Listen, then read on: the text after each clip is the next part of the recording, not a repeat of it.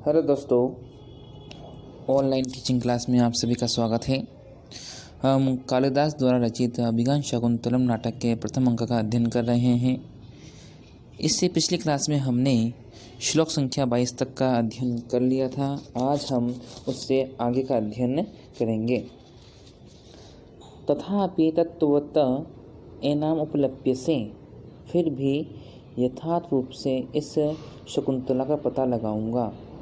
ये बात इसलिए उठ रही है कि इससे पिछली क्लास में जब बात आती है कि शकुंतला ब्राह्मण इतर अर्थात ब्राह्मण से भिन्न के संसर्ग से उत्पन्न हुई है या नहीं है, तो राजा दुष्यंत कहता है कि इस विषय में सज्जनों के अंतःकरण का ही प्रमाण अंतिम होता है और मेरा मन जो है इसको चाहता है, तो ये जो है क्षत्रियों के द्वारा ग्रहण करने के योग्य है।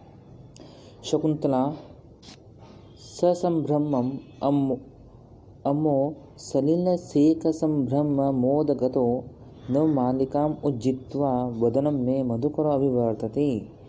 शकुंतला के घबराहट के साथ ओहो जल के सींचने से उत्पन्न भय से ऊपर को उड़ता हुआ यह भंवरा नवमालिका को छोड़कर मेरे मुख की ओर आ रहा है।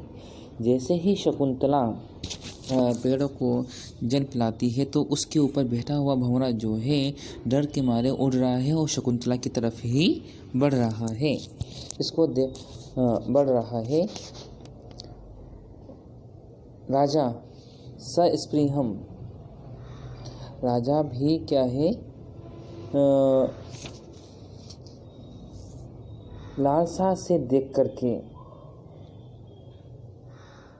कहता है, चलापांगा दृष्टिं स्पृशसि बहुशो बेपथुमतिं रहस्याख्यायैव स्वनतिं मृदु कृणान्तिकचरः करो व्याधोन्वत्या पिबसि रतिसर्वस्वमधरं वयं तत्त्वान्वेषान् मधुकर हतस्त्वं खलु कृति। इसका अन्वय देखिए आप।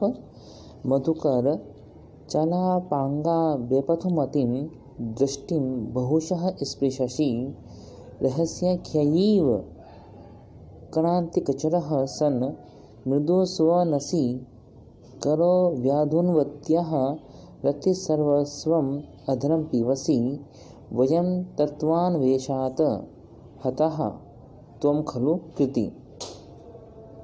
इसका अनुवाद देखिए कि मधुकर, हे भ्रमर, त्वम चलापांगम अर्थात चंचल प्रांत वाले कांपते हुए नेत्रों का पुनः पुनः स्पर्श चुंबन कर रहे हो।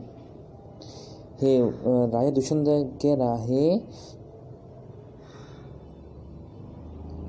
कि ये भ्रमर तो क्या है, चंचल प्रांत वाले भाग वाले कांपते हुए नेत्रों का पुनः पुनः स्पर्श चुंबन कर रहे हो। गुप्त बात कहने वाले के समान कान के समीप विचरण करते हुए मधुर गुंजान कर रहे हो। अपने हाथों को हिलाती हुई शकुंतला के प्रेम के सर्वस्वभूत अधर का पान कर रहे हो। हम तो तथ्य के खोजने के कारण मारे गए हैं और तुम वस्तुतः कृतकृत्य हो गए हो।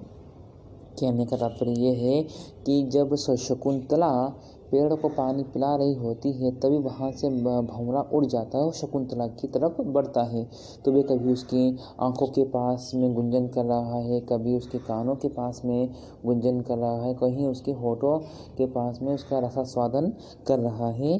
तो यह देख करके दुष्यंत जो है मन ही मन सोचता है कि हम तो क्या है, हम तो तथ्य के खोजने में के कारण मर गए हैं और तुम तो वस्तुतः कृतकृत्य हो रहे हो क्योंकि तुम उसका शकुंतला का स्पर्श कर रहे हो। तो यहाँ पर भ्रमर में एक नायक का आरोप हुआ है और नायक का आरोप होने से यहाँ समासोक्ति अलंकार है।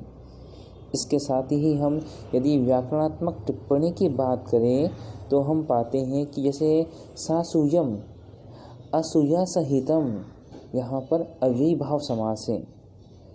चलापांगाम चलो अपांगो यस्या सा ताम यहाँ बहुब्रीहि समास है।